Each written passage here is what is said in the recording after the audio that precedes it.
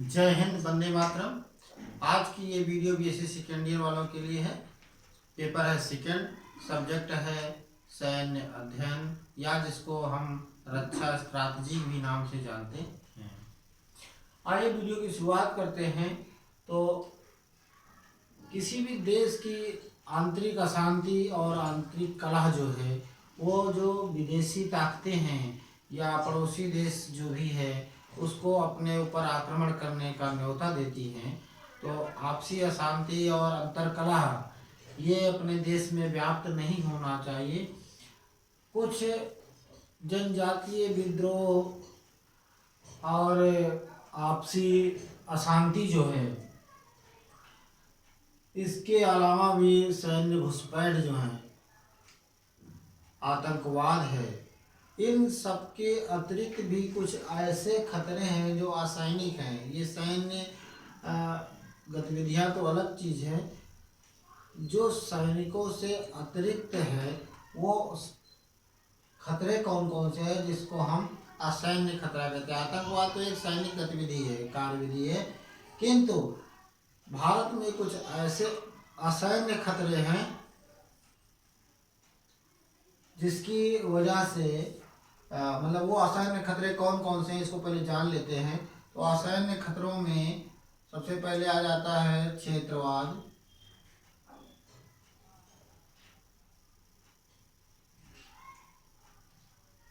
या जिसको क्षेत्रीयता भी कह सकते हैं। और क्षेत्रीयता के बाद इसमें जातिवाद आ जाएगा,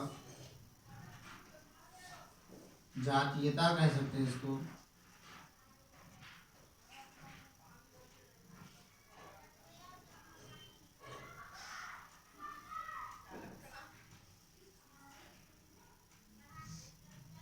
निर्धनता भी असैन्य खतरा है। श्रम विवाद,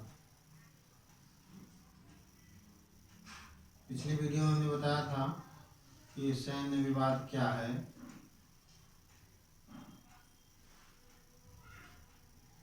बेरोजगारी है,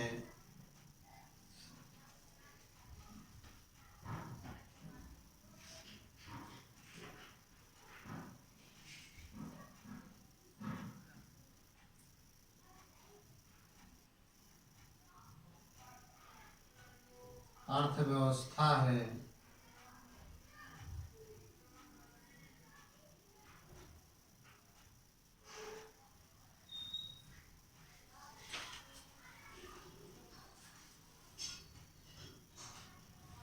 जनसंख्या वृद्धि है,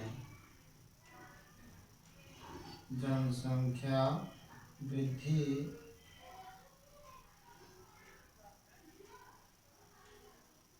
पर्यावरण है,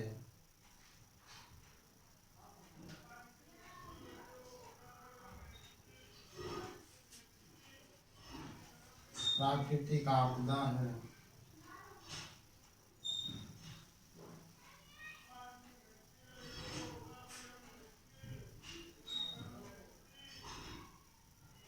प्राकृतिक आपदाएं हैं। इस प्रकार से ये आपदाएं आते हैं।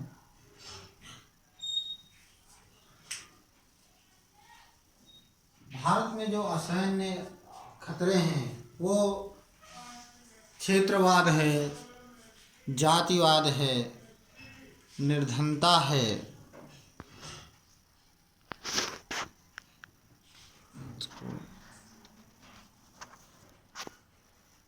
थोड़ा सा वीडियो को रोक के करते हैं। हाँ, अभी आ गया क्षेत्रवाद, यानी कि जब क्षेत्र में इस तरह की दिक्कतें हो जाए कि लोग छोटे छोटे बातों पे क्षेत्रवाद के नाम पर गृह युद्ध करने लगे या आपस में लड़ने लगे, तो ये असैन्य खतरे हैं। जब वो किसी भी छोटी छोटी लड़ाई में सम्मिलित हो जाते हैं, भले वो सैनिक गतिविधि ना हो, उसमें सेना कार्य ना करती हो, फिर भी उसमें हमारी अन्य जो इकाइयां हैं जो आंतरिक सुरक्षा में तत्पर हैं उनको वहाँ पर दखल देना पड़ता है। तो क्षेत्रवाद भी असैन्य खतरा है।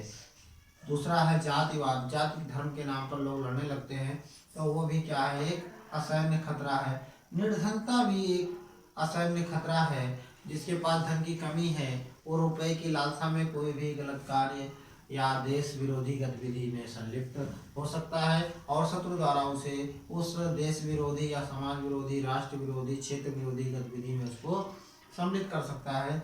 अगली चीज है श्रम विवाद। श्रम जो है, मान लिया समान श्रम के लिए समान श्रम के लिए समान वेतन ना मिलना, समान श्रम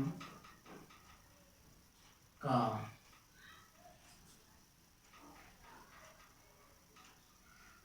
समान भुगतान ना होना, यानी कि ये श्रम विवाद है। जब एक कार्य को करने के लिए दो व्यक्तियों द्वारा एक कार्य संपादित होता हो और उसमें वेतन अलग अलग मिलता हो, तो क्या है, श्रम विवाद वहाँ पे उत्पन्न हो जाएगा। इस प्रकार से ये श्रम विवाद भी असैन्य खतरा है। बेरोजगारी, बेरोजगारी में व्यक्ति योग्य होते हुए भी उसको उसके योग्यता के अनुरूप कार्य ना मिलने पर भी उसमें कहीं न कहीं मानसिक प्रवृत्तियाँ, गलत धारणाएं पनप आती हैं, मानसिक विकृति हो जाती है उसमें, वो किसी गलत रास्ते पर चलने को विवश हो जाता है या गलत रास्ता अख्तियार कर लेता है। तो बेरोजगारी भी एक असैन्य खतरा है। अर्थव्यवस्था, यदि देश की अर्थव्यवस्था सुदृढ़ नहीं है तो वो सैन्य साजो सामान नहीं खरीद सकता है और इस स्थिति में वो असैन्य खतरा उत्पन्न होता है। अगली चीज़ है जनसंख्या वृद्धि। संसाधन कम है और हमें ज़रूरतें हमारी अत्यधिक हैं, तो जनसंख्या वृद्धि की वजह से असैन्य खतरे पैदा हो सकते हैं। इससे देश में जनसंख्या वृद्धि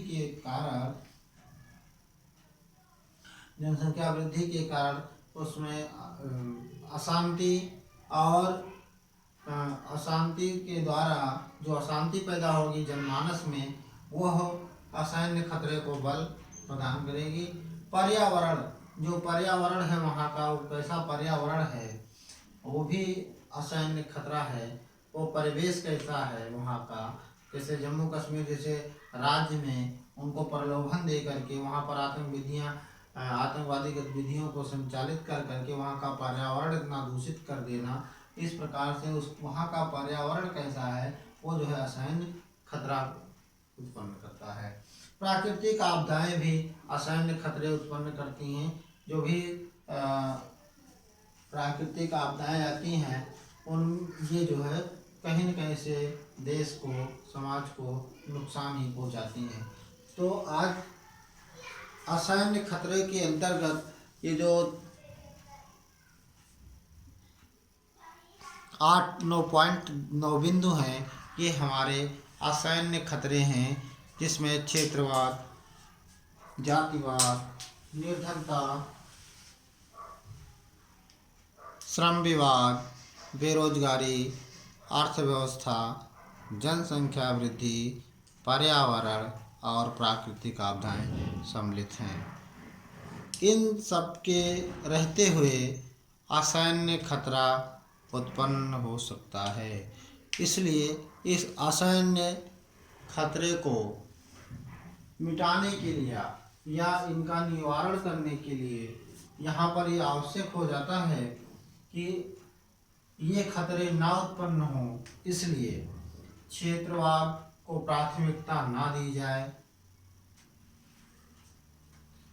क्षेत्रवाद को प्राथमिकता ना दी जाए, जातिवाद को, वर्ग विशेष को प्राथमिकता ना दी जाए, निर्धनता को वरीयता ना दी जाए, यानी कि निर्धन व्यक्ति को भी समाज के अन्य व्यक्तियों द्वारा, जो सक्षम व्यक्ति हैं उनके द्वारा निर्धनता संबंधी या निर्धनता उन्मूलन संबंधी कार्य करने चाहिए, जिससे असैन्य खतरा ना हो या असैन्य खतरे ना उत्पन्न हो। श्रम विवाद अर्थात उन इकाइयों को, उन पूंजीपतियों को, उन औद्योगिक इकाइयों के मालिकों को ये चीज़ विशेष ध्यान रखना चाहिए कि समान श्रम के लिए समान भुगतान या समान वेतन उनको प्रदान किया जाए, समान वेतन प्रदान किया जाए। ऐसा न करने पर उनमें कहीं न कहीं मन में कुंठा उत्पन्न होगी और वो असैन्य खतरे को बल मिलेगा।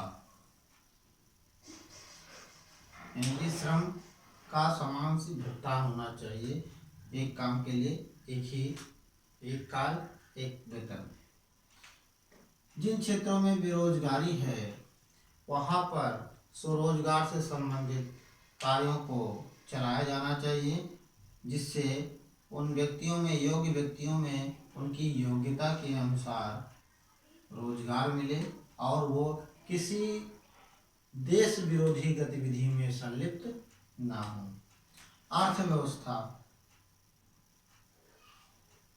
अर्थव्यवस्था को सुदृढ़ करने के लिए विभिन्न प्रकार के लघु, कुटीर और भी आवश्यक संसाधनों के द्वारा देश की अर्थव्यवस्था को सुदृढ़ बनाया जा सकता हो, ऐसे कार्यों का संचालन वहाँ पर करना आवश्यक है। देश की अर्थव्यवस्था को सुदृढ़ बनाने के लिए अर्थव्यवस्था को कमज़ोर नहीं होने देना है, जनसंख्या वृद्धि नहीं होने देना है, जनसंख्या पर नियंत्रण करना है, कंट्रोल करना है, क्योंकि हमारे भौगोलिक संसाधन सीमित हैं और उन आबादी या उन जनसंख्या को हमें हर चीज़, हर सामान उपलब्ध कराना है। इसलिए सीमित संसाधन के लिए सीमित जनसंख्या का होना नितांत आवश्यक है। पर्यावरण, कोई ऐसा परिवेश, कोई ऐसा माहौल, कोई ऐसा अनुचित कार्य नहीं करना है जिससे समाज और पर्यावरण दूषित हो, हमें ऐसा भी कार्य नहीं करना है। प्राकृतिक आपदाओं से बचने के लिए जो भी प्राकृतिक आपदाएं हैं उनसे बचाव के लिए जागरूकता कार्यक्रम या जागरूकता फैलाई जाए। यथासंभव मौसम विज्ञान की सहायता से प्राकृतिक आपदाओं से होने वाले नुकसान को रोका जाए और ये आपदाएं प्राकृतिक जो भी हैं उनको आजकल सैटेलाइटों के माध्यम से सारी जानकारियाँ प्राप्त हो जाती हैं, तो उससे हमको जो है इसमें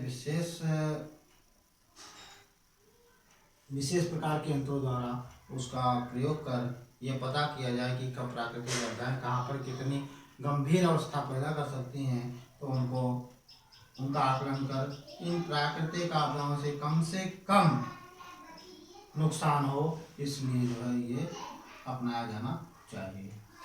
तो आज की वीडियो में हम लोगों ने जाना कि भारत में असैन्य खतरे कौन कौन से हैं और इनको दूर करने के क्या कारगर उपाय हो सकते हैं। मिलते हैं दूसरी वीडियो में एक नए टॉपिक के साथ, तब तक के लिए जय हिंद।